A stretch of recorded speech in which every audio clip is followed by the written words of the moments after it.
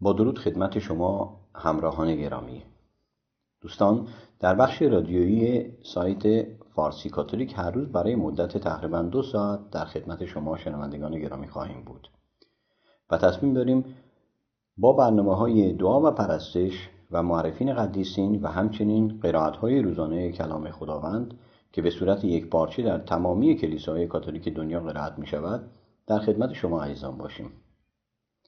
بعد از این بخش برنامه برای کودکان عزیز در نظر گرفته شده که در طی آن امید است که بتوانیم کودکان را با کلام خدا آشنا ساخته و به آنها کمک کنیم تا الگوی زندگی و معنی زندگیشان را در او بیابند. پس از آن هر روز با برنامه‌های مختلف به شرح ایمان مسیحی می‌پردازیم و جوابگوی سوالات مطرح شده از سوی شما عزیزان نیز می‌باشیم. باشد که همگی ما در حکمت و ایمانمان در خداوند رشد نماییم. برنامه روزانه را ادامه می‌دهیم با تعمق کردن به روی رازهای زندگی خداوند و سرورمان عیسی مسیح از طریق تسبیح حضرت مریم و پس از آن به قلب برنامه خود، یعنی گوش دادن به کلام خداوند که در عهد جدید به ما بشارت داده شده است میرسیم. قابل تذکر میباشد که با کمک دوستان و همکاران گرامی با برنامه‌های از قبیل روانشناسی، اشعار مسیحی و غیره در خدمت شما شنوندگان گرامی هستیم. فیض خداوندمان عیسی مسیح و دعای مادرمان مریم مقدس با همگی شما باد. آمین. به نام پدر و پسر و روح القدس. آمین. فرشته خداوند به مریم بشارت داد و او به قدرت روح القدس باردار گشت. درود بر توی مریم، پر از نعمت، خداوند با توست. میان همه زنان تو خجسته هستی و عیسی میوه درون تو خجسته است. ای مریم مقدس، مادر خدا، برای ما گناهکاران اکنون و در هنگام مرگ ما دعا کن. آمین. من کنیز خداوند هستم، مرا بر حسب سخن تو واقع گردد. درود بر توی مریم، پر از نعمت، خداوند با توست. میان همه زنان تو خجسته هستی و عیسی میوه درون تو خجسته است. ای مریم مقدس، مادر خدا، برای ما گناهکاران اکنون و در هنگام مرگ ما دعا کن. آمین. و کلمه جسم گردید و در میان ما ساکن شد. درود بر توی مریم، پر از نعمت، خداوند با توست. میان همه زنان تو خجسته هستی و عیسی میوه درون تو خجسته است. ای مریم مقدس، مادر خدا، برای ما گناهکاران اکنون و در هنگام مرگ ما دعا کن. آمین. ای مریم، مادر مقدس خدا، برای ما دعا کن تا سزاوار وعده های مسیح گردیم. دعا کنیم. خداوندا، عطا فرما تا با افاضه فیض الهی خود در اندیشه ما با شنیدن بشارت فرشته به راز تجسم مسیح پسر تو واقف گشته، از راه رنج‌ها و صلیب او قادر به دستیابی به جلال رستاخیز او گردیم. از راه مسیح خداوند ما. آمین. فر و شکوهمندی باد به پدر و پسر و روح القدس، چنان که از ابتدا بوده و اکنون هم هست و تا ابدالآباد خواهد بود. آمین. قرائت اول، بخشی از کتاب اعمال رسولان. بعد از 3 ماه سوار کشتی اسکندریه شدیم که علامت جوزا را داشت و زمستان را در جزیره مانده بود. در سراکوس پیاده شدیم و 3 روز در آنجا ماندیم. از آنجا در امتداد ساحل رفته به رقیون رسیدیم. 1 روز بعد باد جنوب برخاست و روز دوم به پوتیولی آمدیم. در آنجا برادرانی یافتیم که از ما خواهش کردند که 7 روز نزد آنان بمانیم و این چنین به روم رسیدیم و برادران آنجا که در مورد ما اطلاع داشتند تا میدان اپیوس و 3 میخانه به استقبال ما آمدند. پولس با دیدن آنها خدا را سپاس گفته قوی دل گشت. وقتی وارد روم شدیم به پولس اجازه داده شد با سربازی که از او محافظت می‌کرد در منزل خود بماند. پولس 2 سال تمام در خانه‌ای که اجاره کرده بود ماند. او همه کسانی را که به نزدش می آمدند پذیرفته ملکوت خدا را اعلام می نمود و با آزادی کامل و بدون مانع در مورد عیسی مسیح تعلیم می داد.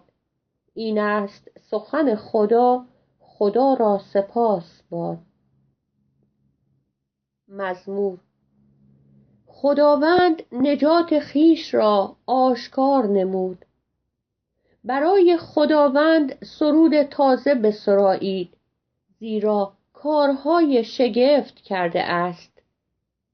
دست راست و بازوی قدوس او را مظفر ساخته است. خداوند نجات خیش را آشکار نمود. خداوند نجات خود را اعلام نموده، عدالتش را به نظر امتها مکشوف کرده است. رحمت و امانت خود را با خاندان اسرائیل به یاد آورد. خداوند نجات خیش را آشکار نمود. همه اقصای زمین نجات خدای ما را دیده اند. ای تمامی زمین، خداوند را آواز شادمانی دهید، بانگ زنید و ترنم نمایید و بسرایید. خداوند نجات خیش را آشکار نمود.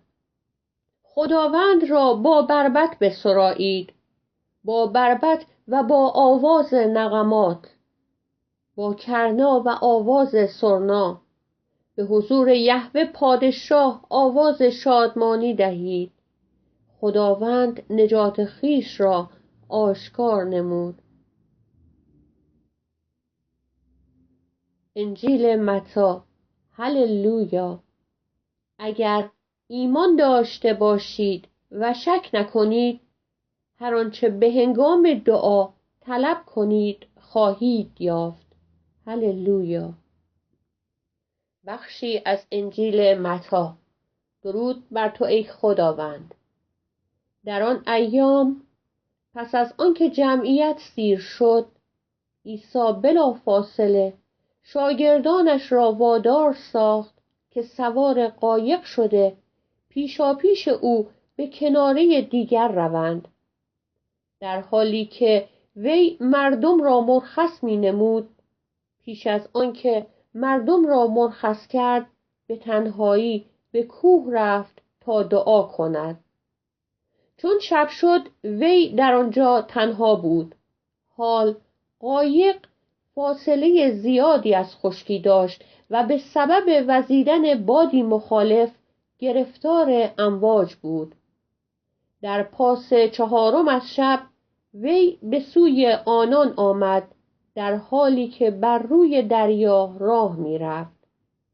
و شاگردان چون وی را دیدند که بر روی دریا راه می رود، مضطرب شده گفتند این یک شبح است و از ترس فریاد برآوردند.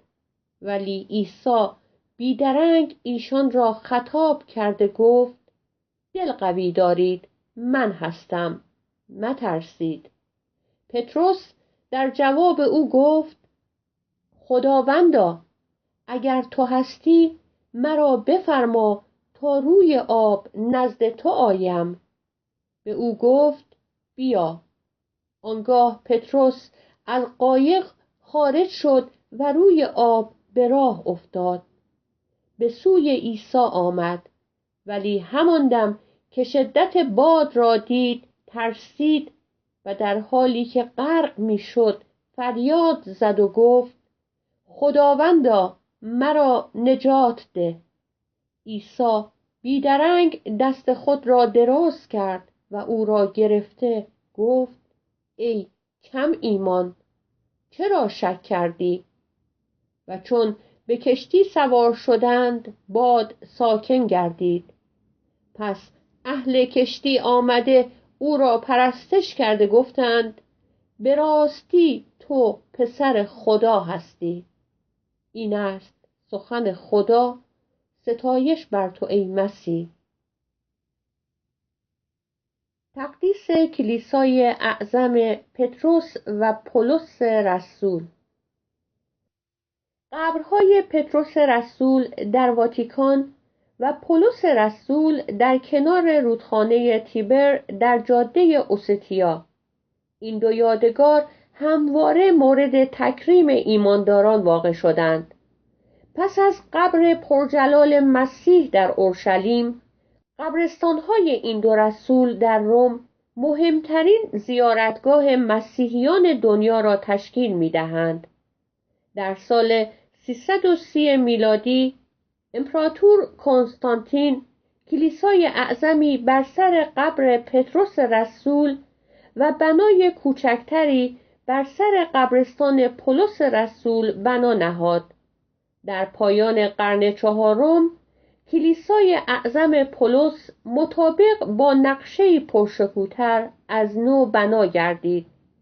این کلیسا در سال 1823 میلادی طی یک آتش سوزی از بین رفت و در سال 1854 میلادی مطابق با نقشه اولیه‌اش بازسازی شد. کلیسای کنستانتین پطرس در قرن 16 جای خود را به کلیسای اعظم برامنت و میکلانج داد که مناره آن درست در بالای قبر پطرس بر آسمان روم برافراشته می شود. این کلیسا روز 18 نوامبر 1826 تقدیس شد. پطرس و پولس پدران ما در ایمان هستند. با بشارت نجات مسیح به همه مردم، نخستین بشارت انجیل را به اقصای زمین بردند و رسالتشان با مرگ آنان به اتمام نرسید. کلیسای روم کلیسای پطرس و پولس رسول است. به نام آنان سخن میگوید و هر روز توجه پدرانه آنان را تجربه می کند. آنان کلیسا را هدایت می کنند و پشتیبان آن هستند تا حقیقتی که به او سپرده شده است کاملا حفظ نماید.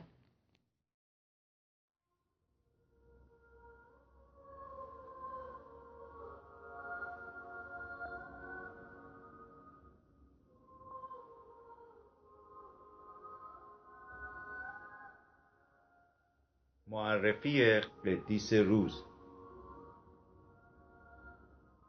قدیس روز سعادتمند جان شان. سعادتمند جان شان یک شهید مسیحی اهل کشور ژاپن بود. او اهل شهر ماکو بود، اما در شهر ناکازاکی غسل تعمید دریافت کرد. ایشان به دلیل اینکه به ایمان مسیحی روی آورده بود، در سال 1619 میلادی زنده در آتش سوزانده شد و به شهادت رسید. سعادتمند جان شان در سال 1867 میلادی از طرف کلیسا به عنوان سعادتمند شناخته گردید. همراهان و شنوندگان گرامی رادیو فارسی کاتولیک، در اینجا به پایان بخش معرفی قدیس روز میرسیم. تا روز دیگر همگی شما را به خداوند و سرورمان عیسی مسیح می سپارم.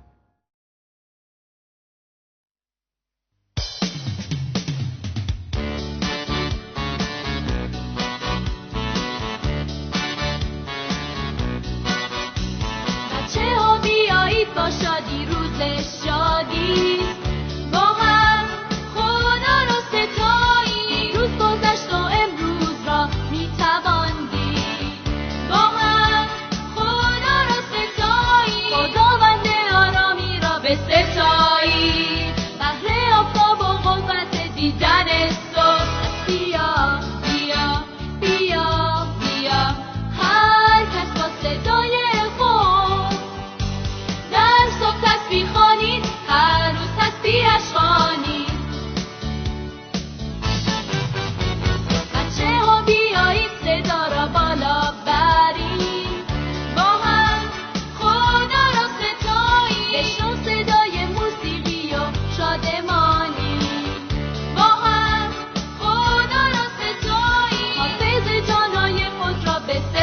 ستایی، بهر خانواده خدا شکر کنی.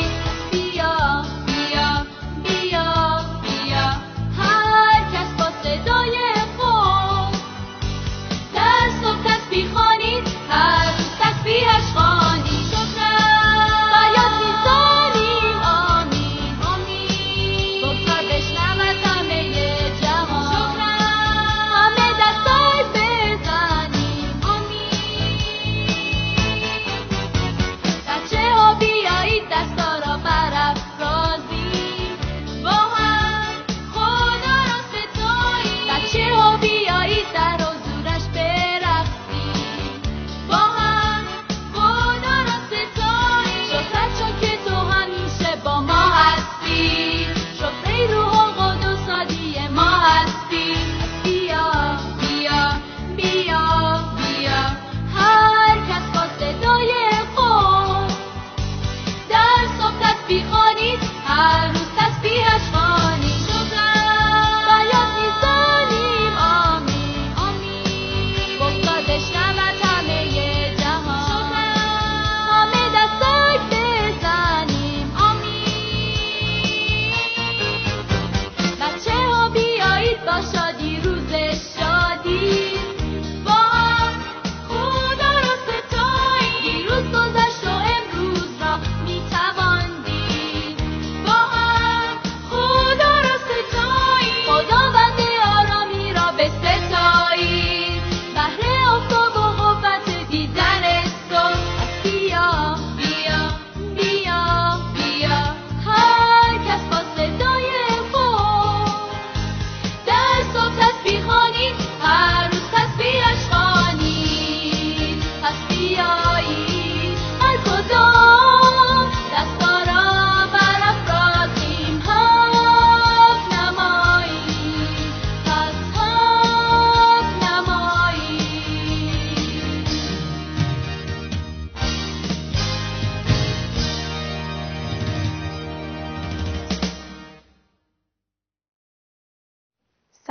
سلام به شما دوسته عزیزم. روز قشنگ بهاریتون بخیر. امیدوارم در این روزهای بهاری مثل بهار شاد و خندان باشین. مثل گلهای بهاری سرزنده و رنگی رنگی باشید. دوسته عزیزم آماده هستید که برنامه رو با هم دیگه شروع کنیم؟ به نام پدر، پسر، روح القدس، آمین. خدای عزیزم شکر و سپاس میکنیم تو رو به خاطر همه نعمتهایی که به ما دادی. خدای عزیزم پدر آسمانی، از تو میخوایم که به ما کمک کنی مانند تو مهربان باشیم، دیگران رو خطاهاشون رو ببخشیم. اگر که به ما بدی کردن تو به ما یاد بدی و به ما کمک کنی که دیگران رو ببخشیم. آمین. داستان امروز ما اسمش هست دخترک کوچولو. دخترک کوچولو دختری خوب و مهربون و با سلیقه‌ای بود که اتاقش مرتب و منظم بود. اتاقش و صندلیشو خیلی خوشگل گذاشته بود و مرتب کنار اتاقش. اون کتاباشو منظم میچید رو میز. لباس و کیف و کفش مدرسش رو تمیز نگه می‌داشت. حتی اسباب بازی‌هاش رو تمیز و مرتب می‌ذاشت یه گوشه. دخترک کوچولو عروسک زیبایی داشت که خیلی اونو دوست داشت. همیشه با عروسکش صحبت می‌کرد. اگه کسی عروسکش رو دست می‌زد به اون میگفت که عروسکم رو خراب نکنید لطفاً. روزی دوستانش رو به خونشون دعوت کرد. اونا به اتاق دخترک کوچولو رفتند و شروع کردند به بازی کردن. مادر دخترک کوچولو برای دوستاش کیک پخته بود. به دخترک کوچولو گفت بیا به من کمک کن میوه ها و کیک رو به اتاقت ببریم تا از دوستانت پذیرایی کنی.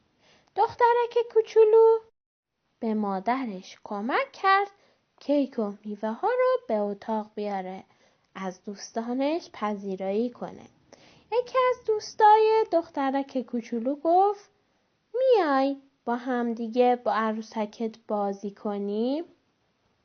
دخترک کوچولو گفت مواظب باشید عروسکم خراب نشه، چون من این عروسکم رو خیلی دوست دارم. اون همیشه با من حرف میزنه. ناگهان عروسک از دست دوستش افتاد و شکست. دخترک کوچولو خیلی ناراحت و عصبانی شد و گفت چرا این کارو کردی؟ من عروسک زیبام رو خیلی دوست داشتم. سپس دخترک کوچولو شروع کرد به گریه کردن. دوستش خیلی خجالت کشید و از اون معذرت خواهی کرد. مادرک دخترک کوچولو به اتاق اومد و گفت دخترم چرا گریه میکنی؟ دخترک گفت مادر عروسک شیشه‌ای زیبام شکست. من چیکار کنم؟ مادرش بهش گفت دخترم اشکالی نداره. دوست تو که قصد بدی نداشته. تو نباید اینقدر نگران باشی. من برات یه عروسک دیگه میخرم. برو از دوستانت عذرخواهی کن. زیرا اونا مهمون تو هستن. تو باید با اونها با مهربونی رفتار کنی. سپس دخترک رفت و به دوستاش گفت مرا ببخشید. آخه من خیلی به این عروسک وابسته بودم. بعد شروع کردن به خوردن میوه و کیک ها. سپس فردای اون روز مادر دوست دخترک کوچولو برای اون همون عروسک رو خرید. سپس دخترک کوچولو از مادر دوستش خیلی تشکر کرد و بابت اون روز از اونها عذرخواهی کرد. سپس دوتا دوست با همدیگه خوشحال و خندیدند. بله دوستای عزیزم، ما هم همیشه باید با دوستامون با مهربونی رفتار کنیم. کاری نکنیم که اوناش خجالت بکشن، بلکه باید خطاهای اونا رو بپوشونیم و دوستشون داشته باشیم. حالا که امروز این داستان زیبا رو شنیدیم، بیایم با هم دیگه دعای ربانی رو بخونیم. ای پدر ما که در آسمانی، نام تو مقدس باد. پادشاهی تو بیاید. اراده تو چنان که در آسمان است بر زمین نیز انجام شود. نان روزانه ما را امروز به ما عطا فرما. قرض‌های ما را ببخش چنان که ما نیز قرضداران خود را میبخشیم. ما را در آزمایش میاور، بلکه از آن شر رهایی مانده. زیرا پادشاهی، قدرت و جلال تا ابدالآباد از آن توست. آمین. خب دوستای عزیزم، خیلی خوشحال شدم که امروز هم با ما در سایت رادیو فارسی کاتولیک همراه بودید. تا برنامه بعدی شما را به دستان امن پرمهر پدر آسمانی میسپارم، چون که اون ما رو خیلی دوست داره و همیشه مراقب ما هستش. خدایا رو نگهدارتون.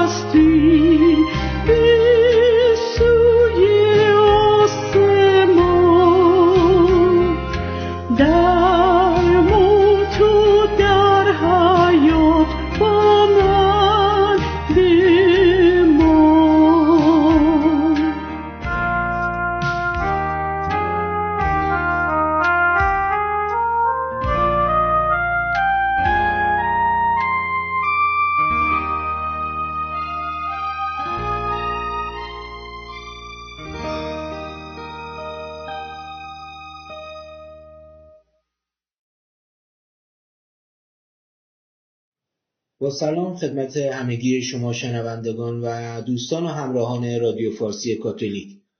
امروز هم با شما خواهم بود تا قسمتی دیگر از کتاب روایات کودکی عیسی نوشته پاپ بندیکت 16 رو برای شما از ادامه فصل مأموریت اعجاب‌انگیز شاهان مجوسی و تمید ایرانیان قرائت کنم.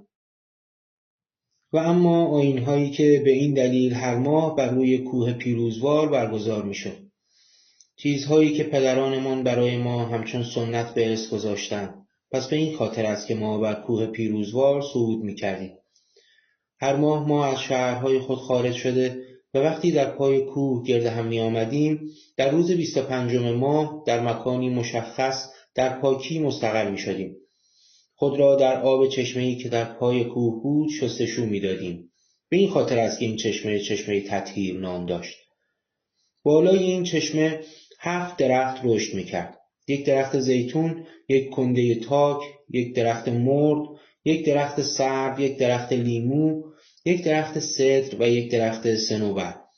به طور غیر قابل مقایسه این کوه از تمامی کوه‌های کشورمان زیباتر و با شکوه‌تر است. تمامی عطرها از آن متساعد می‌گردد و شبنم بوی خوش و تازه و معطری پخش می‌کند. به محض اینکه ماه جدید آغاز می‌شود ما به قله کوه بالا می‌رفتیم و در برابر کانون غار گنج‌های پنهانی و اسرارآمیز قرار می‌گرفتیم. زانو زده دست‌هایمان را به سوی آسمان بلند می‌کردیم و در سکوت به ادغام نیایش و پرستش می‌پرداختیم. چرا که دیگر کلامی برای شکوهمندی پدر در عمق جلالش و در بی انتهایی بیش از حد سخاوتمندیش در ابدیت او پیدا نمی کردیم. 3مین روز ماه داخل غار می شدیم و به توده گنج‌هایی که آماده شده بود برای اهدا کردن به ستاره جهت پرستش این نوری که آنقدر انتظارش می رفت نزدیک می شدیم. وقتی که در شادی از کوه پایین می آمدیم و برمی گشتیم به فرزندانمان و اقوام خود و هر کس که می‌خواست با گشایش روحی و اطاعت و سربراهی بشنود آنچه را که خوانده و شنیده بودیم و از تعالیم و مکاشفات نقل می‌کردیم. حال آنکه وقتی زمان آن فرا رسید که میبایست نوشته‌های مقدس در مورد ظهور نور این ستاره که تا آن زمان پنهان بود تحقق یابد، پیش آمد که ما لایق شناخته شدیم تا ظهور آن را در دوره حیات خود ببینیم و در شوق و شعف آن را پذیرا گشتیم. بر طبق توصیه‌های پدرانمان و آنچه در کتاب‌ها نوشته شده بود، هر یک از ما بصیرت شگفت‌انگیز و مختلفی داشتیم که قبل از آن ندیده بودیم، در حالی که کلیدهای اسرارآمیز آنها را می توانستیم در کتاب‌ها بخوانیم که خوانده بودیم. و ما هر یک از شهر خود بنابر عادت قدیمی خود جهت صعود به کوه پیروزوار راه می‌پیمودیم. ما خود را در چشمه تطهیر شستشو دادیم تا خود را بنابر عادتمان طاهر سازیم. و ما دیدیم یک نوری چون ستونی منور فرود آمده و بر بالای غار اسرار مستقر شد. خوف و هیجان بر ما چیره گشت وقتی که این ستون و بالای آن ستاره‌ای با درخششی شدید و چشمگیر غیر قابل توصیف دیدیم. ما بدون صدا ماندیم، چرا که نور آن ستاره چندین برابر بیشتر از نور خورشید بود، چنانکه خورشید نمیتوانست در حضور آن روشنایی بدهد. وقتی ستاره بالای ما فراز آمد، خورشید برای ما همچون ماهی بود که در روزهای نیسان در برابر تابناکی پرجلال ستاره‌ای همچون خورشید که از شرق طلوع می‌کند غرق می‌گردد. در عوض ما و همراهان ما در اسرار در نور ستاره تعمق می‌کردیم، هرچند که درخشش آن از خورشید پرشدت‌تر بود. با این حال به هیچ کسی دیگری ظاهر نشد، چرا که ایشان از اسرار ستاره و وقوع آن دور مانده بودند. آنچه در خصوص ماست، ما شادی می‌کردیم و در ستایشی بدون پایان پدر شکوهمند بالا را اعتراف می‌نمودیم، چرا که ستاره در زمان حیات ما بر فراز آمده بود و ما لایق شناخته شده بودیم تا بر آن تعمق بکنیم. طبق عادت پس از اینکه خود را در چشمه تطهیر کردیم، در شادی روی کوه پیروزوار را بالا رفتیم. ما صعود کردیم و ستون نور را در برابر غار یافتیم. بنابر عادت قدیم زانو زده و دستها بر آسمان بلند کرده و در سکوت جلال این بصیرت شگفت‌انگیز را برگزار کردیم. یک بار دیگر دیدیم که آسمان همانند دروازه بزرگی گشوده شد و مردان پرشکوهی ظاهر شدند که در دستهایشان یک ستاره درخشان از نور حمل می کردند. ایشان پایین آمده و بر بالای ستون نور قرار گرفتند. تمامی کوه از شکوه غیرقابل توصیفش پر شد. از ستون و از ستاره. چیزی چون دست یک کودک خردسال که ما هنوز قادر به دیدن وی نبودیم نزدیک می شد و به چشمان ما عیان گردید. این ما را خاطر جمع کرد. دیدیم که ستاره به درون غار گنجینه ها و اسرار پنهانی داخل شد و غار به طور بیش از حد تصور منور گردید و شنیدیم صدای کوچک با لطافت ما را خطاب کرد که بدون ترس و در اطمینان کامل داخل شوید و این بصیرت بزرگ و قابل پرستش را تعمق کنید. و اما در واقع رسالت مجوسیان پس از بازگشت به کشورشان تا آمدن توماس رسول چه بوده است؟ پس آنگاه خوشبختی ایشان شروع به عیان شدن کرد و به وجد و شرف آمدند.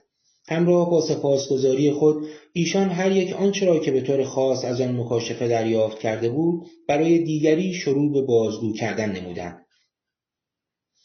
و این سپاسگزاری که روز به روز در روحشان چون ترانه‌ای سروده میشد بیش از پیش قدرت می‌یافت. به این علت در تمامی مشرق شعف و شادی خارق‌العاده‌ای وجود داشت. به طور همزمان مردم از تمامی مناطق آمدند و به دور این بزرگان اجتماع کردند. چون در واقع این است مفهوم کلمه مجوسی. اجتماعی از ثروتمندان و فقرا، زنان و کودکان که به دور یک عشق یکسان نسبت به خداوند ما گرد هم آمده بودند. آنچه را که از ایشان به تعلیم می گرفتند این روش جدیدی بود که ایشان در بیان نیایش‌های تمجید با متقابل ساختن مکاشفاتی که تا آن زمان تنها در بیان اسرار گزارش شده بود و دنبال کردن نمادهایی که بر ایشان عیان شده بود از اولین روزی که کشورشان را ترک کرده تا روزی که در وجد و شب بازگشته بودند و داشتند. و روز به روز به مرحمت ایشان این مکاشفه روشنایی و نیروی جدید و نفوذی شدید می‌یافت. چرا که همه نوع موهبت‌های الهی داشتند. ایمان رواج می‌یافت چرا که می‌دیدند ایشان دوست داشتند بر عیسی مسیح خداوند ما شهادت بدهند. و نور ظهور از ورای معجزات عمل می‌کرد. و این چنین خواهد بود تا در نهایت به کمال برسد. آنگاه که او در همه چیز و در اطاعت مطلق از اراده آنکه وی را فرستاده به پایان برساند. آنگاه می‌تواند پیروزمندانه به اولین جایگاه بالا برود. جایگاه بزرگترین فرمانروایی، جایگاه ملکوتی که در خور اوست. و ایمان به حیات در مشرق گسترش می‌یافت نزد کسانی که با گوش شنوا توجه می‌کردند. پس وقتی یهودا توماس به دنبال اراده خداوندمان که او را به مأموریتی رسالتی فرستاد و آنجا آمد، پیشرفت بیشتری نزد این شنوندگان ایجاد شد. به خاطر وفور بسیاری از اعمال قدرتمند که یهودای توماس در آنجا به نشانه حکم رسالتی که از خداوند دریافت کرده بود به عمل آورد. بزرگان که البته به خاطر بیاوریم که بالاتر در آغاز این بخش و پاراگراف دوم مجوسیان به این نام خوانده شدند، پس اینجا هم البته منظور ایشان می باشند. وقتی شنیدند که میگویند یهودا برای اعلام این نور به مردم که بر ایشان از پیش ظاهر شده بود با آنجا آمده، با هم جمع شده آمدند تا به او پیشنهاد همکاری در رسالت او و ایمان را بنمایند. ایشان با محبتی کامل ترغیب شده و از شادی خدمت خداوندمان تحریک شده بودند. یهودا را سلام گفتند و یهودا با دیدن ایشان ناگهان در شادی درونی نیرویی فرا گرفت. چندین روز در کنار او ماندند و برای او شرح دادند که به چه طریقی از روز اول جهت منور ساختن دنیا نعمت و صلاحیت آن را دریافت کرده بودند. سپس صعودشان به سوی نور منور بخش بیت لحم و نهایتاً آنچه که بر ایشان مکشوف شده بود، خواه در غار، در رابطه با بصیرت‌ها و تجلی‌ها که دریافت کرده بودند و آنچه را که در طی سفر بازگشت خود در شب زنده‌داری‌های اردوگاهشان زمانی که آن نور ناشکسته و نازوال ایشان را در اتحاد به دور هم گرد می‌آورد، توسط تبادل بصیرت‌ها و مکاشفات خود با یکدیگر و به این طریق مکاشفات ایشان ازدیاد می‌یافت. یهودای رسول فهمید که عطیه خداوندمان به سخاوت و فزون به ایشان عطا شده. پس با ایشان درباره آن کسی که احیا کننده زندگی ما در پری می باشد وقتی که برادرانه گرد هم می آییم صحبت کرد. او همچنین درباره اعمال قدرتمندانه، شفابخشی‌ها و نشانه‌هایی که زیر چشمان رسولانش چون پیشنمادی شگفت‌آور از آنچه او هست و شکل دهنده آنچه که او گرد هم می آورد و توصیف دنیایی که خواهد آمد، چیزهایی که ما انسان‌ها به تنهایی قادر به درک و تصور آنها نیستیم، با توجه به ابهام و گنگی ما، اما برای ما در یک لحظه عیان می‌شد، به طوری که نمی‌توانستیم در او تعمق ننموده و ننماییم. و آن تنها در عطای روح، امتیازی که از آغاز دنیا به هیچ کسی دیگری نشده بود، ممکن می‌شد. و اما این نکته را به خاطر بیاوریم که در کلیسای اولیه تعمید خواستگان در سرآغاز راهشان شنوندگان نامیده می‌شدند، سپس انتخاب شدگان و بعد خبرگان و در نهایت ایمانداران نامیده می‌شدند. تمامی برادران آنچه را که یهودا می‌گفت درک کرده، پس همه ما با یک صدا خداوند خدا را در تمامی فرمانروایی‌اش به خاطر پسرش مسبب و عامل حیات در کمال جلال می‌دادند. و از یهودا رسول خداوندمان خواستند تا ایشان را با او در تعمید خداوندمان شریک سازد. و یهودا به ایشان گفت: برادران، من هم به خاطر این عطیه در شوق و شعف بودم وقتی برای تمامی زندگیم مأموریت گرفتم. در واقع آنکه به حیات ایمان دارد عاشقانه به طور حقیقی مهر خداوند عیسی مسیح را دریافت می‌کند و دیگر دشمن یعنی شیطان بر او هیچ سلطه‌ای نخواهد داشت. و اما تعمید مجوسیان توسط توماس قدیس. پس هنگام شب موقع گشایش روز یکشنبه توسط روشنایی نور، یهودا برادرانی را که از او خواسته بودند تا ایشان نیز در شادی و شعف مهر خداوندمان را دریافت نمایند با خود برد. به سوی چشمه آبها خارج شد. او روغن را گرفته آن را تقدیس کرده گفت: جلال بر تو ای راز حیات، چرا که در نعمت به ما داده شده تا توسط روغن از مس سهم داشته باشیم. جلال بر تو ای راز عمیق، چرا که در نعمت به ما داده شده تا توسط روغن از مسح شاهانه به منظور حیات سهم داشته باشیم. جلال بر تو ای راز عمیق، چرا که در روغن بر ما هدیه‌ای جهت حیات و بخشش گناهان داده شده. این هدیه ما را روشنایی بخشیده و ما را از ظلمت و گناه دور می کند. به فیض این رازها مبارزان ارزشها می توانند بر دشمنانشان پیروز گردند. جلال بر تو ای راز روغن، زیرا اسم تو با نام مسیح مشترک گشته است. جلال بر تو، زیرا آنانی که با کمک تو در مبارزه پیروز شدند تاج افتخار دریافت می کنند. جلال بر تو نیز، زیرا با روح القدس مشترک گشته ای. روح القدس که آبها را همانند عروس می پوشاند، تو را در حکمت خود حائل شده و توسط تو بدنها را جهت زندگی نوینی احیا می کند. بیا ای روح القدس، ای شریک عیسی، آن نخست زاده. بیا ای روح القدس، ای نوگرای انسانها که جهت زندگی ابدی حیات میبخشی. بیا ای روح القدس، بر این مردان ایماندار و محبوب خداوندمان عیسی مسیح قرار بگیر و ایشان را پاک کرده تقدیسشان بنما، تا بدنهایشان پاک گشته و بدنهای ایشان معبدهایی گردد تا تو بتوانی در آن مسکن بگزینی و جایگاه دلپسندی گردد برای آن پسر عشق کامل عیسی مسیح. تقدیسشان کن تا در این زندگی نوین کامل گردند. و او ایشان را به نام پدر و پسر و روح القدس تعمید داد. و اما بشنویم از اولین قربانی مجوسیان. و هنگامی که جمعاً از آبها بیرون می آمدند، از برترین آسمانها کودک منور بر ایشان ظاهر شده از آسمانها پایین آمد و به ایشان گفت: آرامش با شما باد، ای پسران تمامی رازها. اینک امروز در نسل خود آنچه را که به شکل پیشنماد و مکاشفه از روزهای آغازین در بصیرت‌های خود داشته‌اید در کمال به تحقق رسید. هیبت خداوند ایشان را در بر گرفت و بر زمین افتادند و نهایتاً وقتی برپا خاستند، مردی در شکوفایی سن و در جلال الهی در نظرشان ظاهر شد. او نان پاکی گرفت، نیایش برکت را بیان کرد، آن را تکه کرده اول به یهودای رسول داد، سپس به هر یک از ایشان و گفت: اینک آنچه در تکامل نشانی است که با اشتیاق شما حیات را سرشار خواهد کرد. از این پس در گرد همایی‌ها و شوراهای من قوی باشید، در خصوصاً در ارتباط با حیات جاودانی. دعوت به صعود و ارسال به مأموریت مجوسیان. چون این بصیرت از دید طبیعی و انسانی ایشان ناپدید می‌گشت، صعود او را دیدند، زیرا که از جلال به جلال بالا برده می‌شد. آنگاه یهودا گفت: ستایش بر تو باد در جلالت که در ملایمت عمل می‌کند.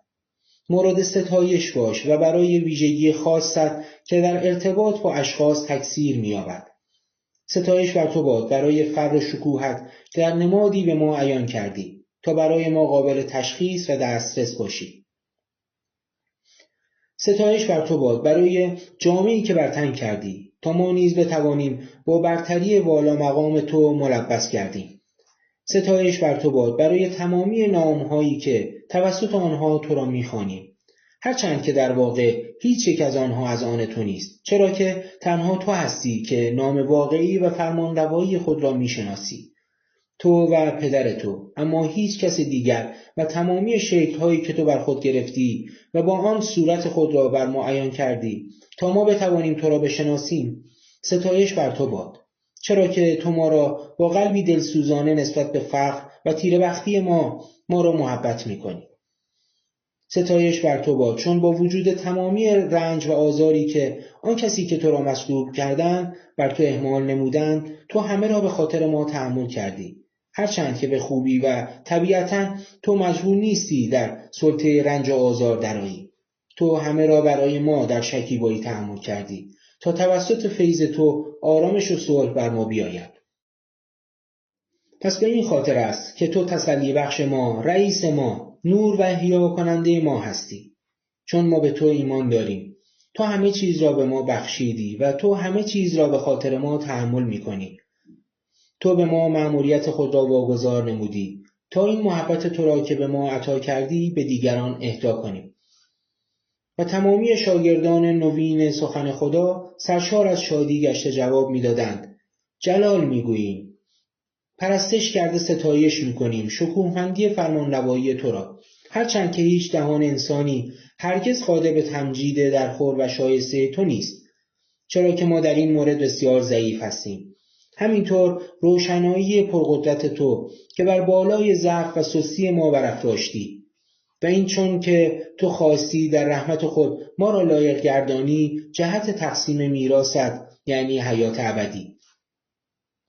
و چون شادی ایشان توسط اعتراف نام خداوند برملا شده و آشکارا ابراز میشد، تعداد برادرانی که ایمان میآوردند روز به روز بسیار افزایش می‌یافت. پس آنگاه یهودا به ایشان گفت: حالا برادران، باید فرمان خداوندمان را مراعات کنیم که به ما گفت: در تمامی دنیا بروید و مژده من را اعلام کنید. پس حالا برادران، مثل ما یعنی رسولان، چاوشگویان و فریاد زنندگان عمومی سخن خدا باشید. چون که شما هم از خداوندمان فیض دریافت کرده اید، شما هم به هر مکانی بروید و به همه بدون تبعیض این فیض روشنگرانه، آن که ما را دوباره زنده می کند، را اعلام دارید. و از آن هنگام به هر مکانی می رفتند و با خوشایندی ظهور خداوندمان عیسی مسیح پسر خداوند جهان را اعلام می داشتند. ایشان نیز به نام خداوند ما و با قدرت روح القدس که عیسی به ایشان عطا کرده بود شفا بخشیده و اعمال قدرتمندی بالاتر از آنچه که هر انسانی بتواند به زبان بیاورد به جا می آوردند. و ایشان یک ایمان واقعی را موعظه می کردند و این است تعلیماتی که همه می دادند: ظلمت‌ها را ترک کنید و به نور بدون زوال بیایید تا شما حیات داشته باشید و شما در زیر بالهای خداوندمان عیسی حفاظت بیابید. او که ما را احیا می‌کند و پناهگاه محکم ما خواهد بود.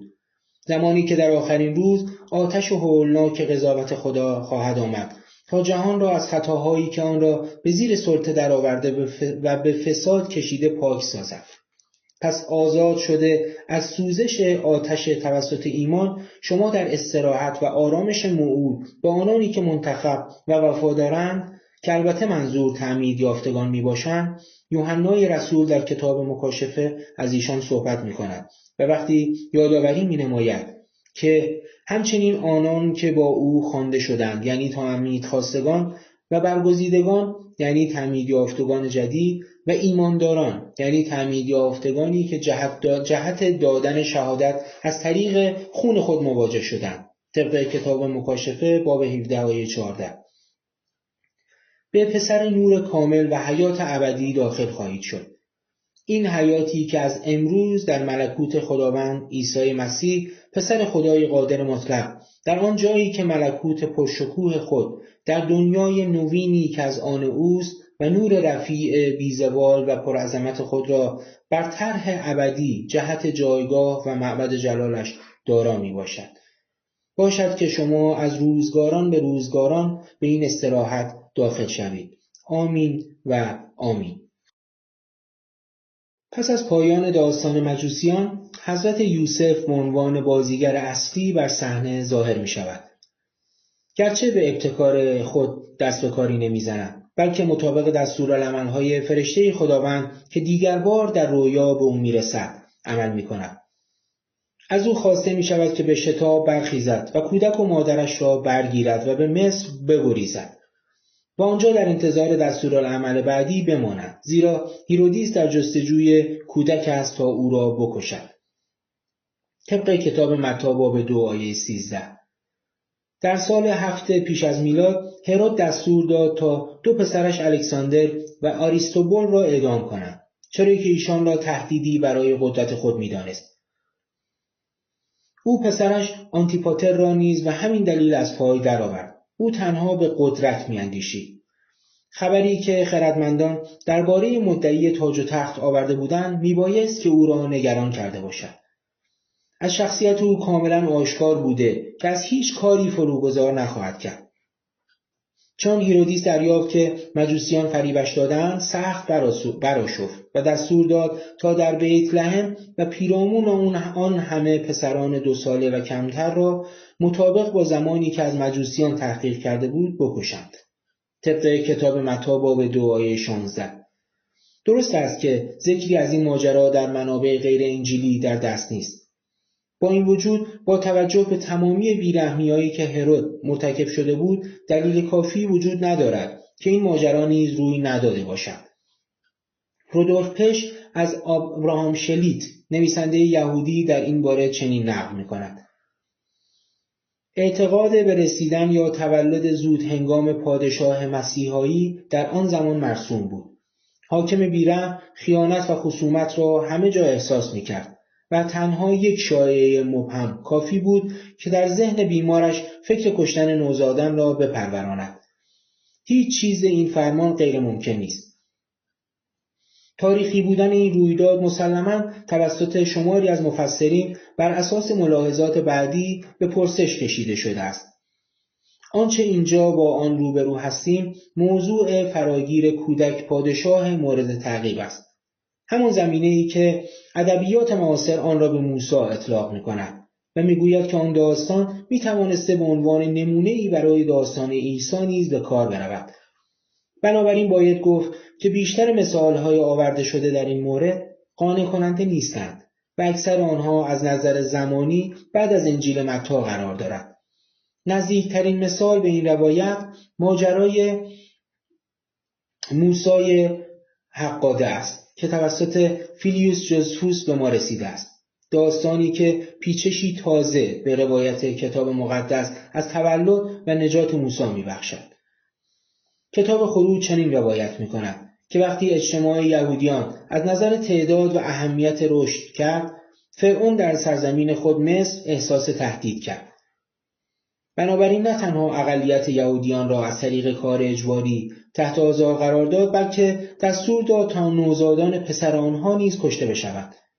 موسی به ترفند مادرش نجات یافت و در دربار مصر به عنوان پسرخوانده دختر فرعون بزرگ شد. به این ترتیب بعدتر ناگزیر شد به خاطر حمایت از جامعه رنج دیده یهود بگریزد.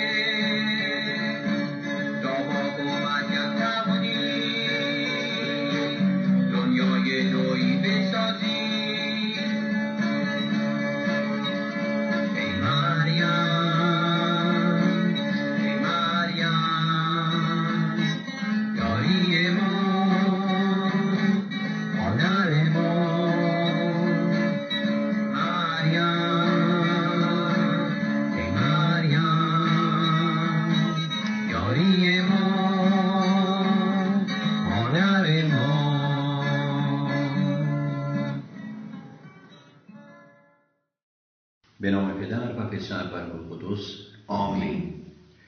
من ایمان دارم به خدای یکتا، پدر قادر مطلق، آفریدگار آسمان و زمین و هر آنچه پیدا و ناپیداست.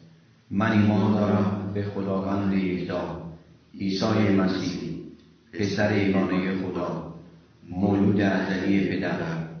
او خداست از خدا، نور از نور، خدای راستین از خدای راستین، که زاده شده و آفریده نشده است، همزاد با پدر، و از طریق او همه چیز هستی یافت. برای ما آدمیان و برای نجات ما از آسمان فرود آمد.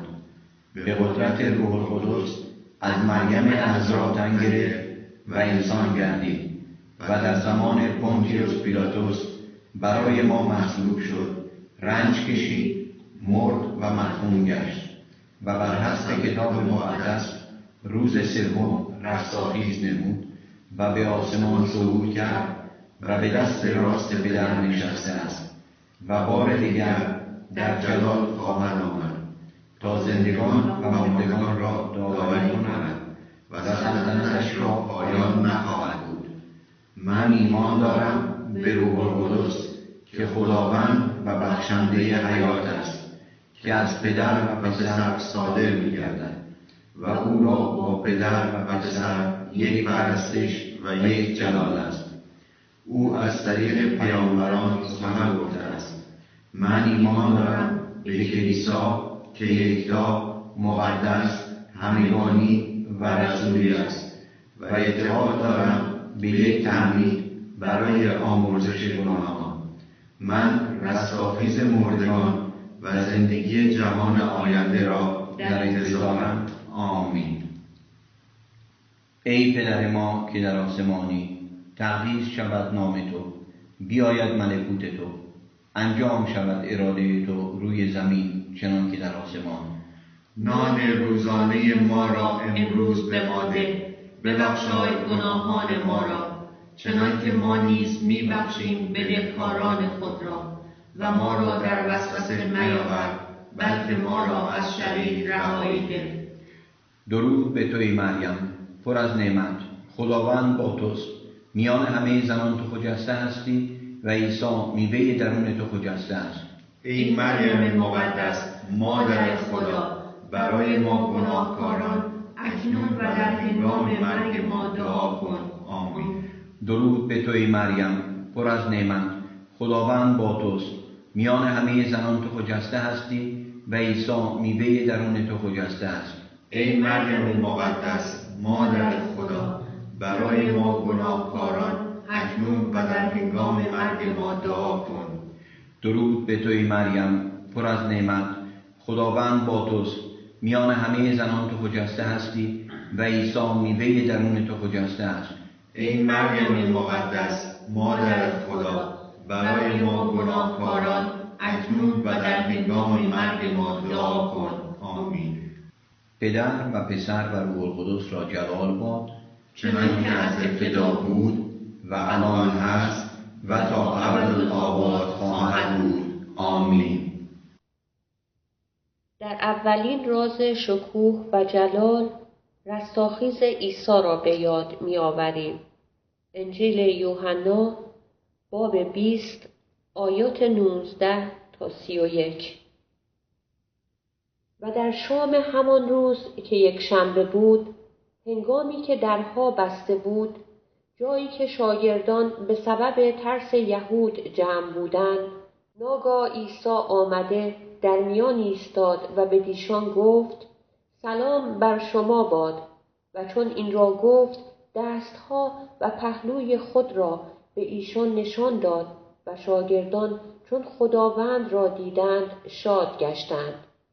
باز عیسی به ایشان گفت: سلام بر شما باد. چنان که پدر مرا فرستاد، من نیز شما را می فرستم. و چون این را گفت دمید و به ایشان گفت: روح القدس را بیابید. گناهان آنانی را که آمرزیدید برای ایشان آمرزیده شد و آنانی را که بستید بسته شد. اما توما که یکی از آن 12 بود و او را توأم می گفتند، وقتی که عیسی آمد با ایشان نبود.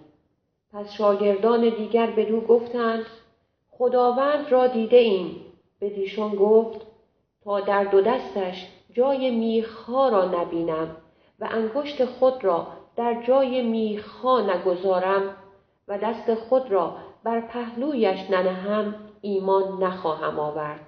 و بعد از 8 روز باز شاگردان با توما در خانه ای جمع بودند و درها بسته بود که ناگاه عیسی آمد و در میان ایستاده گفت: سلام بر شما باد.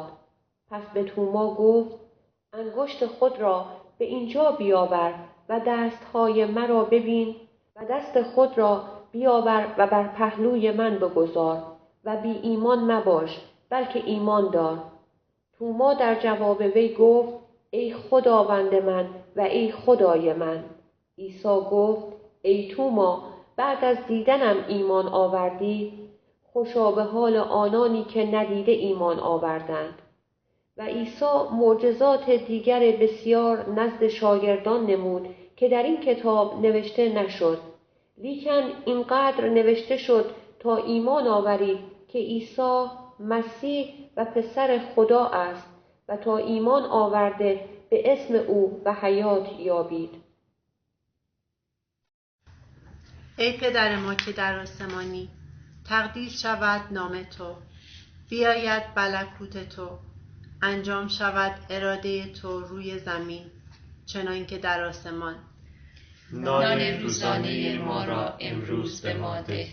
ببخشای گناهان ما را چنان که ما نیز میبخشیم بدهکاران خود را، و ما را در وسوسه میاور بلکه ما را از شریر رهایی ده. آمین. درود بر توی مریم پر از نعمت، خداوند با توست. میان همه زنان تو خجسته هستی و عیسی میوه درون تو خجسته است. ای مریم مقدس مادر خدا، برای ما گناهکاران اکنون و در هنگام مرگ ما دعا کن. آمین. درود بر توی مریم پر از نعمت، خداوند با توست. میان همه زنان تو خجسته هستی و عیسی میوه درون تو خجسته است. ای مریم مقدس مادر خدا، برای ما گناهکاران اکنون و در هنگام مرگ ما دعا کن. آمین. درود بر توی مریم پر از نعمت، خداوند با توست. میان همه زنان تو خجسته هستی و عیسی میوه درون تو خجسته است. ای مریم مقدس مادر خدا، برای ما گناهکاران اکنون و در هنگام مرگ ما دعا کن. آمین. درود بر توی مریم پر از نعمت، خداوند با توست. میان همه زنان تو خجسته هستی و عیسی میوه درون تو خجسته است. ای مریم مقدس مادر خدا، برای ما گناهکاران اکنون و در هنگام مرگ ما دعا کن. آمین. درود بر توی مریم پر از نعمت، خداوند با توست. میان همه زنان تو خجسته هستی و عیسی میوه درون تو خجسته است. ای مریم مقدس مادر خدا، برای ما گناهکاران اکنون و در هنگام مرگ ما دعا کن. آمین. درود بر توی مریم پر از نعمت، خداوند با توست. میان همه زنان تو خجسته هستی و عیسی میوه درون تو خجسته است. ای مریم مقدس مادر خدا، برای ما گناهکاران اکنون و در هنگام مرگ ما دعا کن. آمین. درود بر توی مریم پر از نعمت، خداوند با توست. میان همه زنان تو خجسته هستی و عیسی میوه درون تو خجسته است. ای مریم مقدس مادر خدا، برای ما گناهکاران اکنون و در هنگام مرگ ما دعا کن. آمین. درود بر توی مریم پر از نعمت، خداوند با توست. میان همه زنان تو خجسته هستی و عیسی میوه درون تو خجسته است. ای مریم مقدس مادر خدا، برای ما گناهکاران اکنون و در هنگام مرگ ما دعا کن. آمین. درود بر توی مریم پر از نعمت، خداوند با توست. میان همه زنان تو خجسته هستی و عیسی میوه درون تو خجسته است. ای مریم مقدس مادر خدا، برای ما گناهکاران اکنون و در هنگام مرگ ما دعا کن. آمین. درود بر توی مریم پر از نعمت، خداوند با توست. میان همه زنان تو خجسته هستی و عیسی میوه درون تو خجسته است. ای مریم مقدس مادر خدا، برای ما گناهکاران اکنون و در هنگام مرگ ما دعا کن. آمین. در دومین راز شکوه و جلال، صعود عیسی به آسمان را به یاد می آوریم. انجیل مرقس باب 16 آیات 15 تا 20. پس بدیشان گفت: در تمام عالم بروید و جمیع خلایق را به انجیل موعظه کنید.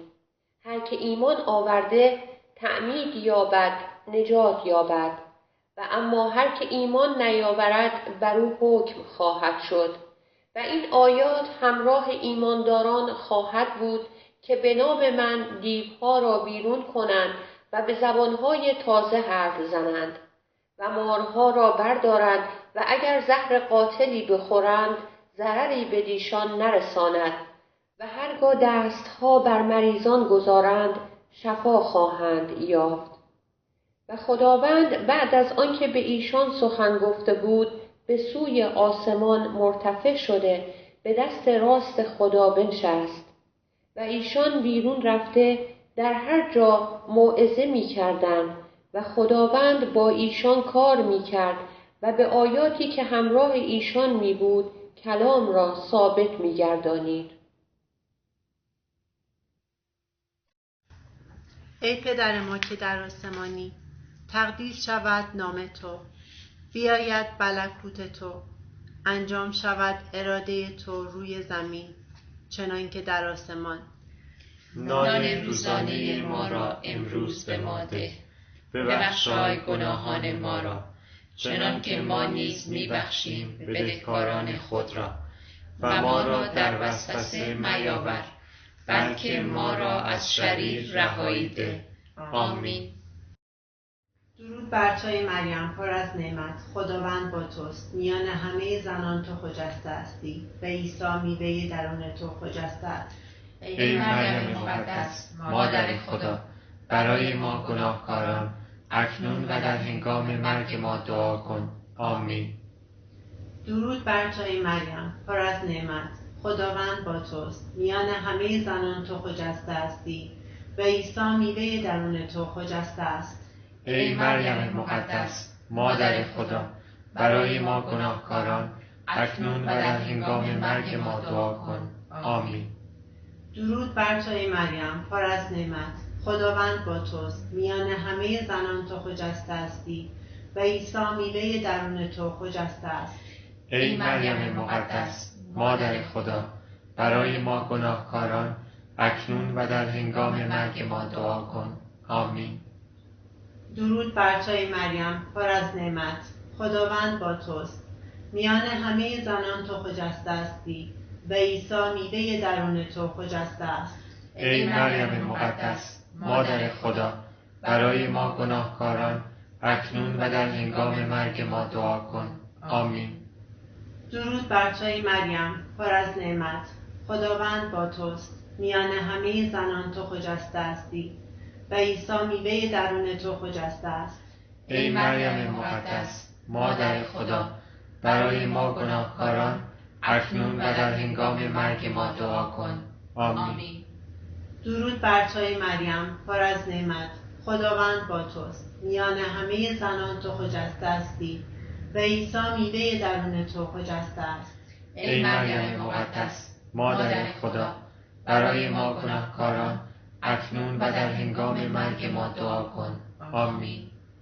درود بر توی مریم پر از نعمت، خداوند با توست. میان همه زنان تو خجسته هستی و عیسی میوه درون تو خجسته است.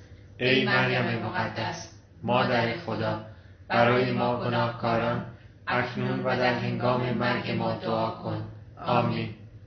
درود بر توی مریم پر از نعمت، خداوند با توست. میان همه زنان تو خجسته هستی و عیسی میوه درون تو خجسته است. ای مریم مقدس مادر خدا، برای ما گناهکاران اکنون و در هنگام مرگ ما دعا کن. آمین. درود بر توی مریم پر از نعمت، خداوند با توست. میان همه زنان تو خجسته هستی و عیسی میوه درون تو خجسته است. ای مریم مقدس مادر خدا، برای ما گناهکاران اکنون و در هنگام مرگ ما دعا کن. آمین. درود بر توی مریم پر از نعمت، خداوند با توست. میان همه زنان تو خجسته هستی و عیسی میوه درون تو خجسته است. ای مریم مقدس مادر خدا، برای ما گناهکاران اکنون و در هنگام مرگ ما دعا کن. آمین. در سومین راز شکوه و جلال، نزول روح القدس را به یاد می آوریم. اعمال باب 2 آیات 1 تا 11. و چون روز پنتیکاست رسید، به یک دل در یک جا بودند که ناگاه آوازی چون صدای وزیدن باد شدید از آسمان آمد و تمام آن خانه را که در آنجا نشسته بودند پر ساخت و زبانه‌های منقسم شده مثل زبانه‌های آتش به ایشان ظاهر گشته بر هر یکی از ایشان قرار گرفت و همه از روح القدس پر گشته به زبانهای مختلف به نوعی که روح به دیشان قدرت تلفظ بخشید به سخن گفتن شروع کردند و مردم یهود دیندار از هر طایفه زیر فلک در اورشلیم منزل می داشتند. پس چون این صدا بلند شد گروهی فراهم شده در حیرت افتادند، زیرا هر کس لغت خود را از ایشان شنید و همه مبهوت و متعجب شده به یکدیگر می گفتند مگر همه اینها که حرف می زنند جلیلی نیستند؟ پس چون است که هر یک از ما لغت خود را که در آن تولد یافته ایم می شنویم. پارتیان و مادیان و ایلامیان و ساکنان جزیره و یهودیه و کپدوکیا و پنتوس و آسیا، فرجیه و پنفیلیه و مصر و نواحی لیبیا که متصل به قیروان است و غربا از روم یعنی یهودیان و جدیدان و اهل کریت و عرب، اینها را میشنویم که به زبانهای ما ذکر کبریایی خدا میکنند. پس همه در حیرت و شک افتاده به یکدیگر گفتند این به کجا خواهد انجامید؟ اما بعضی استهزا کنان گفتند که از خمر تازه مست شده اند.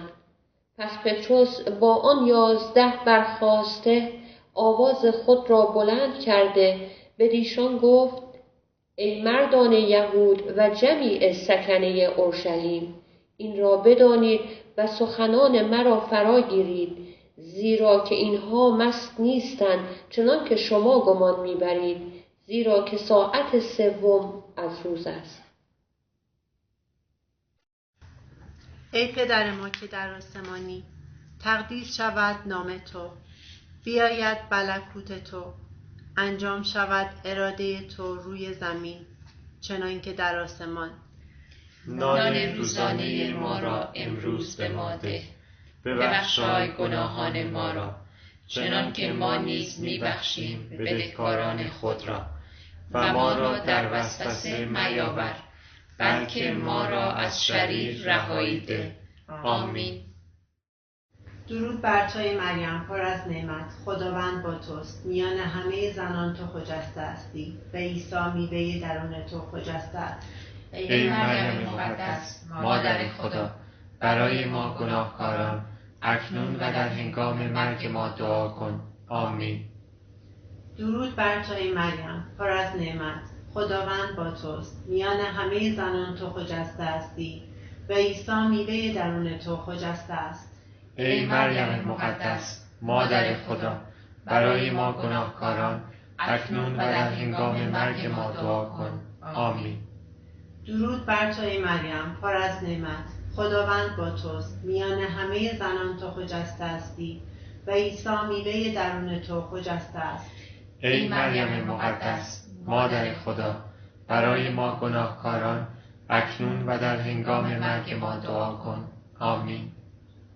درود بر توی مریم پر از نعمت، خداوند با توست، میان همه زنان تو خجسته هستی و عیسی میوه درون تو خجسته است.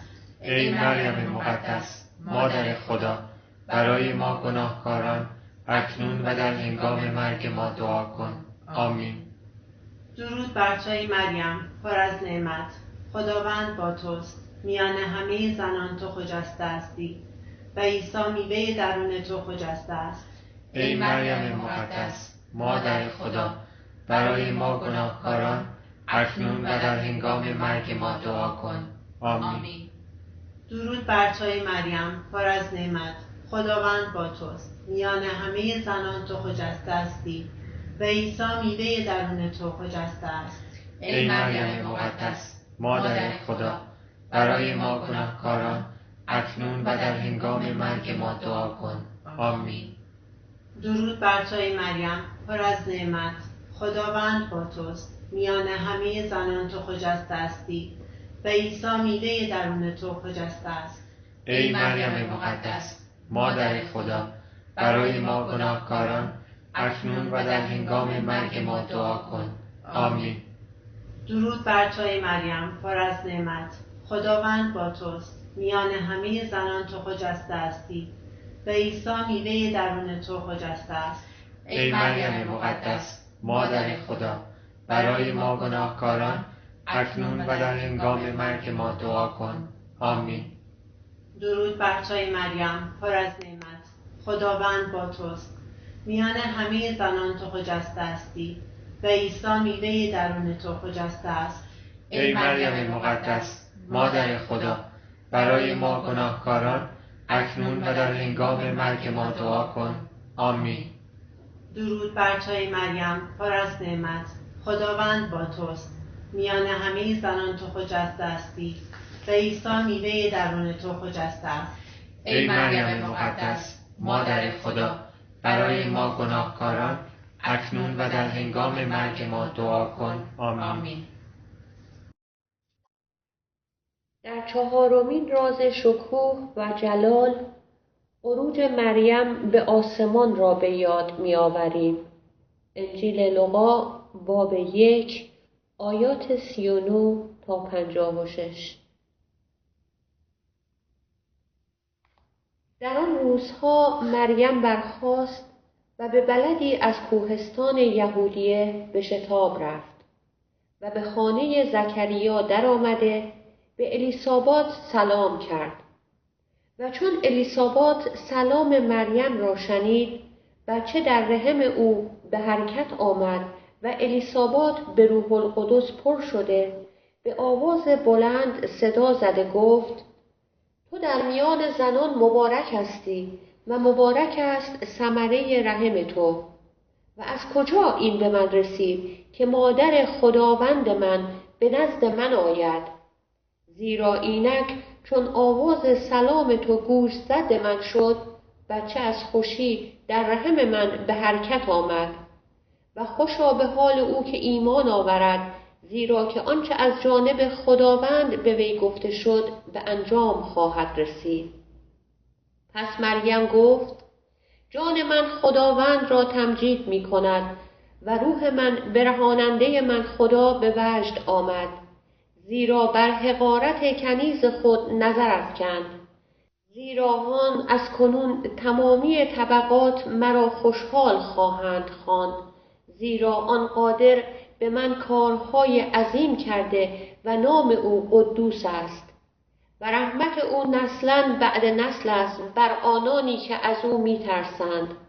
به بازوی خود قدرت را ظاهر فرمود و متکبران را به خیال دل ایشان پراکنده ساخت. جباران را از تخت‌ها به زیر افکند و فروتنان را سرافراز گردانید. گرسنگان را به چیزهای نیکو سیر فرمود و دولتمندان را تهیدست رد نمود. بنده خود اسرائیل را یاری کرد به یادگاری رحمانیت خویش، چنان که به اجداد ما گفته بود به ابراهیم و ذریت او تا ابدالآباد. و مریم قریب به 3 ماه نزد وی ماند، پس به خانه خود مراجعت کرد. ای پدر ما که در آسمانی، تقدیس شود نام تو، بیاید ملکوت تو، انجام شود اراده تو روی زمین چنان که در آسمان. نان روزانه ما را امروز به ما ده. ببخشای گناهان ما را چنان که ما نیز میبخشیم بدهکاران خود را، و ما را در وسوسه میاور، بلکه ما را از شریر رهایی ده. آمین. درود بر تو ای مریم، پر از نعمت، خداوند با توست، میان همه زنان تو خجسته هستی و عیسی میوه درون تو خجسته است. ای مریم مقدس، مادر خدا، برای ما گناهکاران اکنون و در هنگام مرگ ما دعا کن. آمین. درود بر تو ای مریم، پر از نعمت، خداوند با توست، میان همه زنان تو خجسته هستی و عیسی میوه درون تو خجسته است. ای مریم مقدس، مادر خدا، برای ما گناهکاران اکنون و در هنگام مرگ ما دعا کن. آمین. درود بر تو ای مریم، پر از نعمت، خداوند با توست، میان همه زنان تو خجسته هستی و عیسی میوه درون تو خجسته است. ای مریم مقدس، مادر خدا، برای ما گناهکاران اکنون و در هنگام مرگ ما دعا کن. آمین. درود بر توی مریم، پر از نعمت، خداوند با توست. میان همه زنان تو خجسته هستی و عیسی میوه درون تو خجسته است. ای مریم مقدس، مادر خدا، برای ما گناهکاران اکنون و در هنگام مرگ ما دعا کن. آمین. درود بر توی مریم، پر از نعمت، خداوند با توست. میان همه زنان تو خجسته هستی و عیسی میوه درون تو خجسته است. ای مریم مقدس، مادر خدا، برای ما گناهکاران اکنون و در هنگام مرگ ما دعا کن. آمین. درود بر توی مریم، پر از نعمت، خداوند با توست. میان همه زنان تو خجسته هستی و عیسی میوه درون تو خجسته است.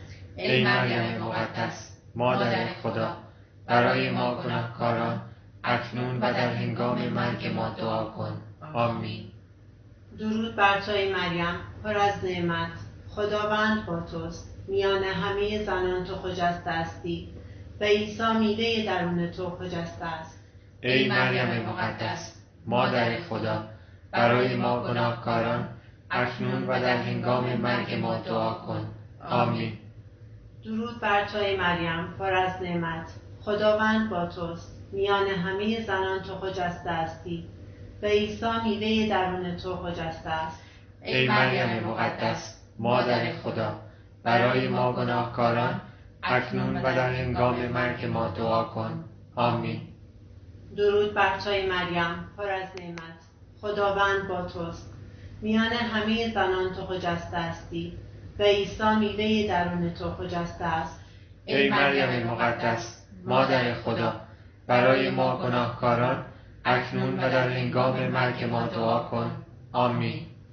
درود بر توی مریم، پر از نعمت، خداوند با توست. میان همه زنان تو خجسته هستی و عیسی میوه درون تو خجسته است.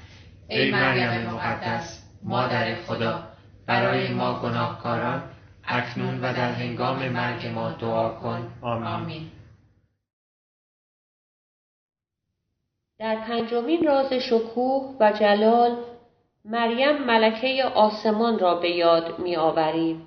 مکاشفه باب 12 آیه 1 و 6 الی 12. و علامتی عظیم در آسمان ظاهر شد، زنی که آفتاب را در بر دارد و ماه زیر پاهایش و بر سرش تاجی از 12 ستاره است. و زن به بیابان فرار کرد که در آنجا مکانی برای وی از خدا مهیا شده است تا او را مدت 1260 روز بپرورند. و در آسمان جنگ شد. میکائیل و فرشتگان با اژدها جنگ کردند و اژدها و فرشتگانش جنگ کردند، ولی غلبه نیافتند، بلکه جای ایشان دیگر در آسمان یافت نشد. و اژدهای بزرگ انداخته شد، یعنی آن مار قدیمی که به ابلیس و شیطان مسمی است، که تمام ربع مسکون را می‌فریبد. او بر زمین انداخته شد و فرشتگانش با وی انداخته شدند.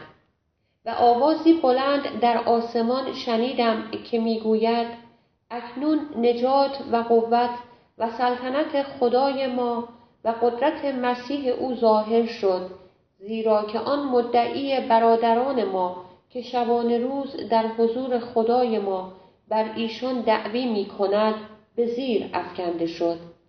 و ایشان به وساطت خون بره و کلام شهادت خود بر او غالب آمدند و جان خود را دوست نداشتند. از این جهت ای آسمان ها و ساکنان آنها شاد باشید. وای بر زمین و دریا، زیرا که ابلیس به نزد شما فرود شده است با خشم عظیم، چون می‌داند که زمانی قلیل دارد.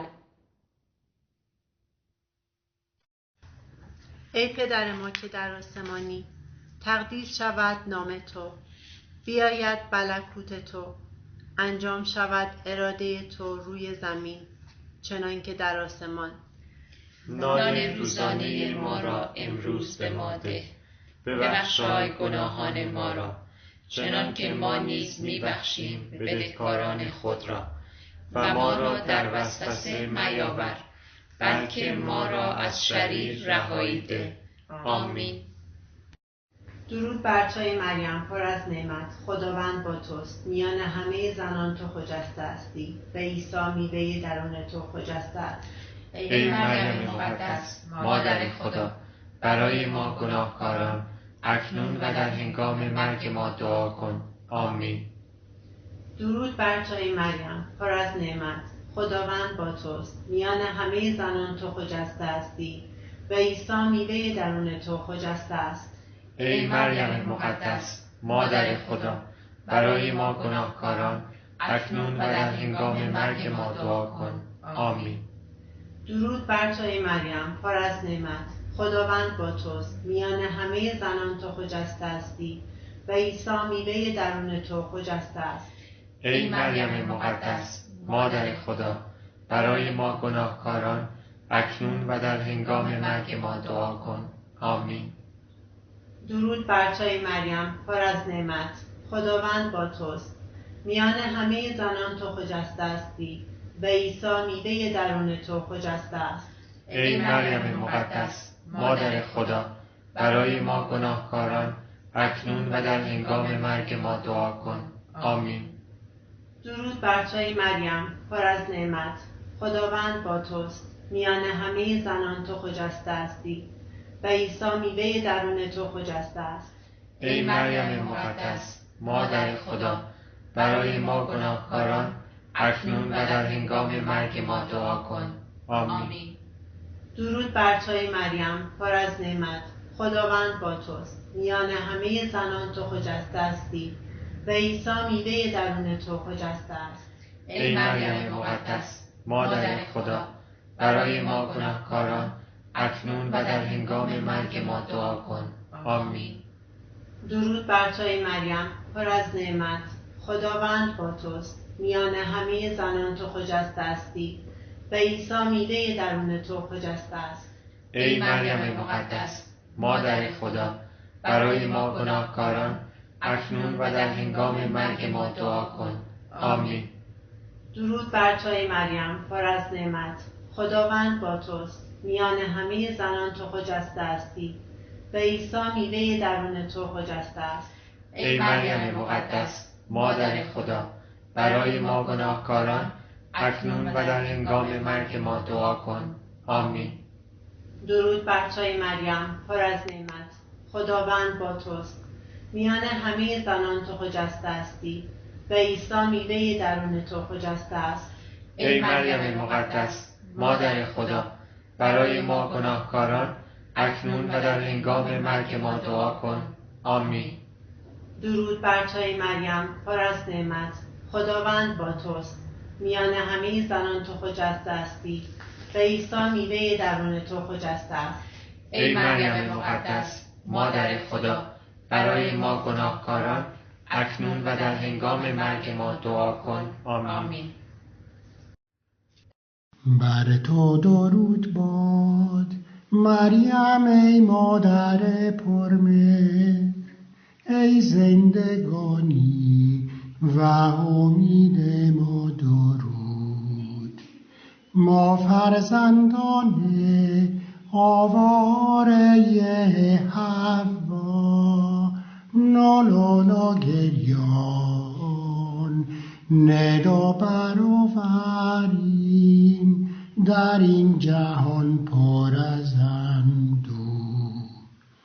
تو ای حامی و شفیع ما، آن چشمان دلسوز و مهربانت را به سوی ما گردان و عیسی میوه خجسته درونت را به ما پس از این قربت نشان ده. تو ای رئوف، تو ای مادر دلسوز، تو یاری ما مریم عذرا.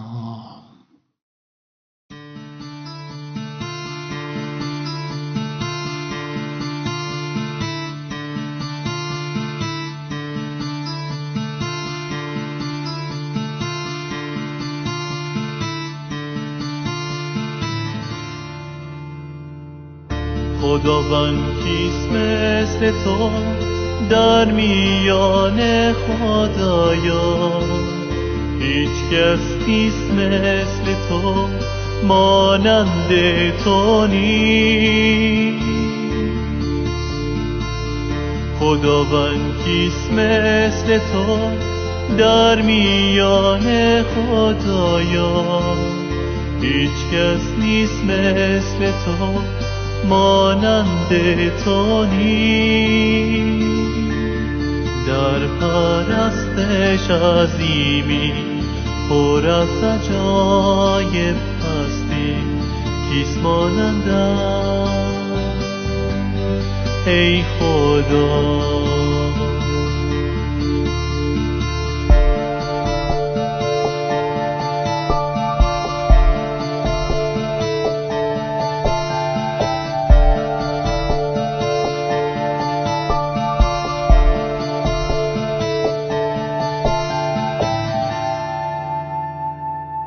خداوند کیست مثل تو در میان خدایان؟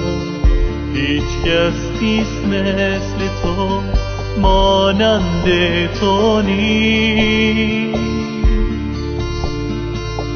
خداوند کیست مثل تو در میان خدایان؟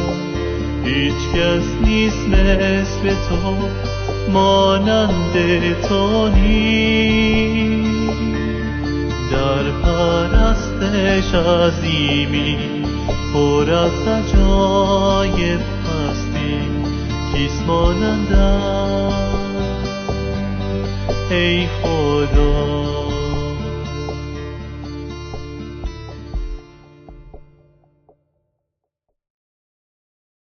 اعمال رسولان فصل 1. تئوفیلوس عزیزم، من در اولین نامه خود درباره تمام کارها و تعالیم عیسی از ابتدا تا روزی که به وسیله روح القدس دستورات لازم را به رسولان برگزیده خود داد و به آسمان برده شد به تو نوشتم. او پس از مرگ با دلایل بسیار خود را زنده به این افراد نشان داد و مدت 40 روز بارها به ایشان ظاهر شد و درباره پادشاهی خدا با آنها سخن گفت. وقتی او هنوز در بین آنان بود به ایشان گفت اورشلیم را ترک نکنید، بلکه در انتظار آن وعده پدر که در خصوص آن به شما گفته بودم باشید. یحیی با آب تعمید می‌داد، اما بعد از چند روز شما با روح القدس تعمید خواهید یافت. پس هنگامی که همه دور هم جمع بودند از او پرسیدند خداوندا، آیا وقت آن رسیده است که تو بار دیگر سلطنت را به اسرائیل بازگردانی؟ عیسی پاسخ داد برای شما لزومی ندارد که تاریخ‌ها و زمانهایی را که پدر در اختیار خود نگه داشته است بدانید. اما وقتی روح القدس بر شما نازل شود قدرت خواهید یافت و در اورشلیم و تمام یهودیه و سامره و تا دور افتاده ترین نقاط عالم شاهدان من خواهید بود. همین که عیسی این را گفت در حالی که همه نگاه می‌کردند بالا برده شد و ابری او را از نظر ایشان ناپدید ساخت. هنگامی که او می‌رفت و چشمان آنان هنوز به آسمان دوخته شده بود 2 مرد سفیدپوش در کنار آنان ایستادند و پرسیدند ای مردان جلیلی، چرا اینجا ایستاده اید و به آسمان نگاه می‌کنید؟ همین عیسی که از پیش شما به آسمان بالا برده شد، همان طوری که بالا رفت و شما دیدید، دوباره به همین طریق باز خواهد گشت. آنگاه رسولان از کوه زیتون که فاصله آن تا اورشلیم فقط 1 کیلومتر است، به اورشلیم بازگشتند. به محض این که به شهر وارد شدند، به بالاخانه‌ای که محل اقامت آنان بود رفتند. پتروس و یوحنا، یعقوب و آندریاس، فیلیپوس و توما، برتولما و متی، یعقوب فرزند حلفی و شمعون فدایی و یهودا فرزند یعقوب در آنجا بودند. اینان همه با زنها و مادر عیسی و برادران او دور هم جمع می شدند تا وقت خود را صرف دعا نمایند. در آن روزها پتروس در برابر ایمانداران که عده آنان روی هم 120 نفر بود ایستاد و گفت: ای ایمانداران، لازم بود پیشگویی کتاب مقدس درباره یهودا، راهنمای دستگیر کنندگان عیسی که روح القدس از زبان داوود گفته بود، به حقیقت بپیوندد. زیرا او یکی از ما بود و در مأموریت ما شرکت داشت. او با پولی که از بابت اجرت شرارت خود دریافت نمود، قطع زمینی خرید و در آن با سر سقوط کرد و از میان پاره شد و تمام روده هایش بیرون ریخت و این امر به اطلاع جمعی ساکنان اورشلیم رسید و آن قطع زمین را به زبان خودشان حقلدما، یعنی مزرعه خونین، نامیدند. پتروس ادامه داد و گفت: زیرا در کتاب زبور نوشته شده است: مسکن او ویران باد و دیگر کسی در آن ساکن نشود. و همچنین آمده است: مأموریتش نیز به دیگری سپرده شود. بنابراین 1 نفر که پیوسته در تمام مدتی که عیسی خداوند با ما رفت و آمد داشت، یعنی از روزی که یحیی به تعمید پرداخت تا روزی که عیسی از میان ما بالا برده شد، در جرگه ما بوده است، باید به عنوان گواه بر رستاخیز او به جمع ما بپیوندد.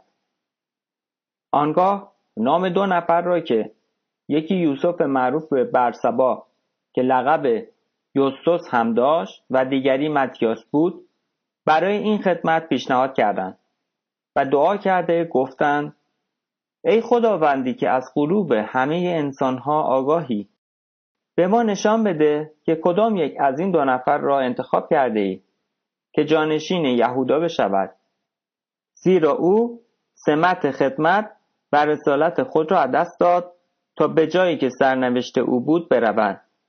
پس قرعه انداختند و قرعه به نام متیاس درآمد و به این ترتیب او در شمار آن 11 رسول درآمد.